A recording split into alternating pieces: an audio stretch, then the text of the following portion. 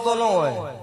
અત્યારે એક વિડીયો જોયું છે હમણાં જ કે અનસરધામ ના આબુ ના ભુવા ભોપાળા હોય નહીં. ભુવા ને ભોપાળા બધા જૂઠા નહીં. અને અત્યારે અમને જ માટે જ આ ધૂણું છે. એવું ભુવાજી હવે કેમ શું બોલશે ગેનીબેન જુઓ વિડીયો. તો ગેનીબેન ઠાકોરે સમાજને ભુવા ભરાડાથી દૂર રહેવાની પણ વાત કરી છે. કોઈ પણ પ્રકારનું દુઃખ હોય, કોઈ તકલીફ હોય તો સમાજને ડોક્ટર પાસે જવાની, સમાજના મોભીઓ પાસે જવાની વાત કરી છે. આ સાથે દશામાનું વ્રત બંધ કરવાની પણ ગેનીબેને વાત કરી છે. ખાસ કરી સમાજમાં ચાલતા જે કુરિવાજો છે તે કુરિવાજોને તિલાંજલિ આપવાની ગેનીબેન ઠાકોરે સમાજને વાત કરી છે.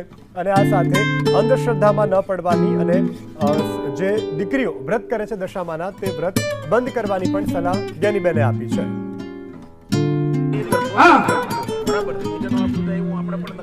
આપણે બીજાની આબરૂ થાય એવું આપણે ના કરવું જોઈએ, પણ આપણે આબરૂ પર મોટા ભૂપે હાથ નાખ્યો હોય તો આપણે સમાજે એક થઈ તમે આ બાબતમાં હું એટલું કહું અત્યારે બધા છે કે સામાન્ય વાદીમાંથી કોઈ છોકરી લઈ જાય ને તો આખો સમાજ ભેગો થઈ જાય.